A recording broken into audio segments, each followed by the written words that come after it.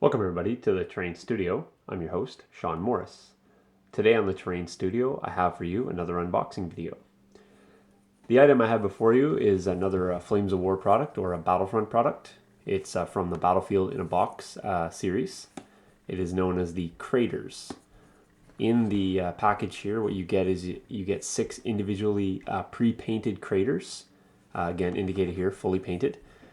These are suitable for 15 to 10 millimeter scale, although from the sizing of the box, I think maybe they could be upscaled a little bit. I think it would just be smaller craters for like a 25 millimeter scale. So certainly I think they have some diversity, but the package will entail what's actually inside. Before I open up the cellophane here, we'll just have a look at the back. You can see here that you do have the 6 individual craters. These are shown at 50% scale, so they will be twice the size. Also included is some green grass static flock and some Meadow blend static flock. And the little symbol here is to indicate medium base at 50% scale. So over here you have your contents, 6 pre-painted, pre-sculpted craters, your 2 packets of static grass as previously mentioned. It says here that the craters measure 3.3 inches and 4.6 inches. So that's the smaller one. And then this is the end of the longer ones. So, kind of an interesting fact here for the Flames of War players. It does give you some terrain rules here. So it says that piles of rubble are area terrain that are very difficult going, blocking passage to all but fully tracked vehicles, meaning your trucks and half-tracks can't go over them, and soldiers on foot. Infantry and guns sheltering in rubble areas are concealed and in bulletproof cover. That would be without digging in. So they're actually gaining bulletproof cover without having to dig in. So moving through crater holes would actually allow your infantry to be both moving and gaining concealment and bulletproof cover. So it's just a nice added advantage, add a little dynamic to the tabletop. So just interesting to note, rules there. Okay, so go ahead and open this.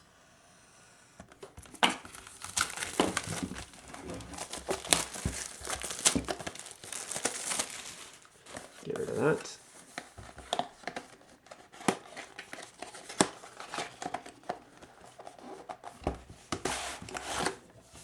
Okay, so as you can see, nicely packed. Again, if you don't have another suitable storage unit, this can be reused.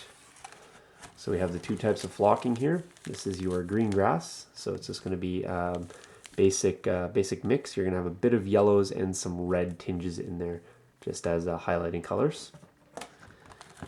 And then here's your Meadow blend. So it's a darker type of, this would be a flock as opposed to a static grass. And you do have small little bits of your yellow and red flecks in there as well.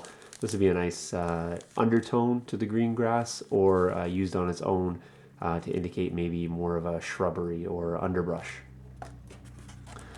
So here you have the craters themselves. They're pretty simplistic in terms of the paint scheme. It looks like maybe they have a undertone and maybe 2 highlighting layers, but I think the effect is achieved quite nicely. They're about a little less than a centimeter thick, I would say, without having to measure. But I got a ruler right here, so maybe I'll just check that. So yeah, about 7-8 mil thick, and then the impressions are maybe half that thickness.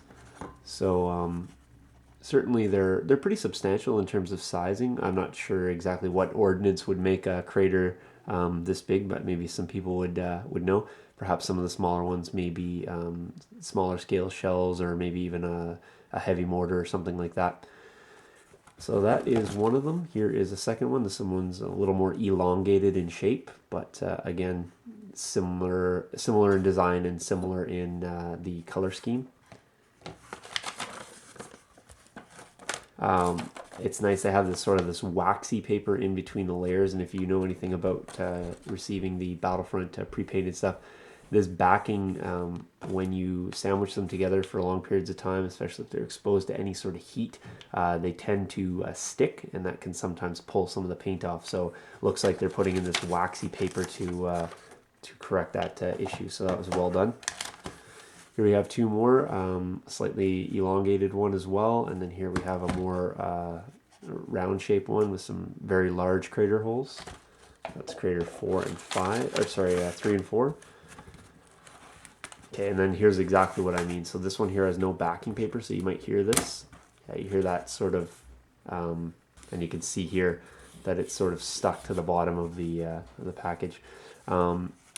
Not really a nice way to get rid of this stuff. You can actually paint the back if you like. That does somewhat help. I've heard some people said that they've taken some sort of sandpaper and roughed up the back surface, and that seemed to have helped. So there are some methods out there, but maybe just experiment. I recommend packing them not sandwiched against each other.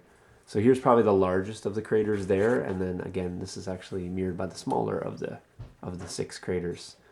So again, all the craters, from my inspection here, seem to all be very similar in tone. So there's no discoloration or large variation between the paint schemes.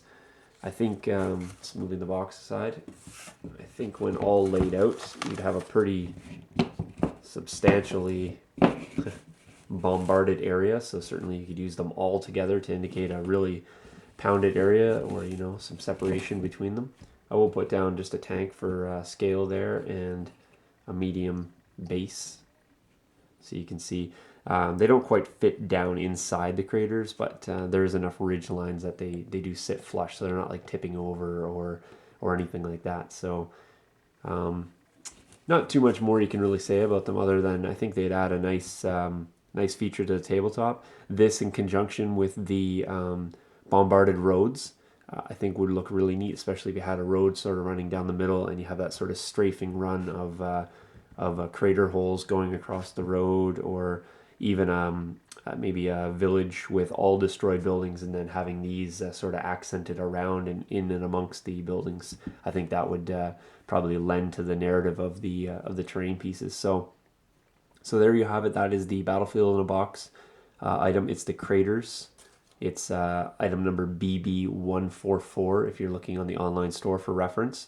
And that's available again from flamesofwar.com and probably your local gaming store as well. So if they don't have them, maybe you can ask them if they get it in. So hopefully you guys enjoyed the unboxing. Look for future unboxings, and if there's something you really wanted to know about, or something I didn't cover that you're interested in, just comment, and I'd appreciate you guys if you liked and subscribed to the videos. So thanks for watching, and I'll see you in the next video. Cheers.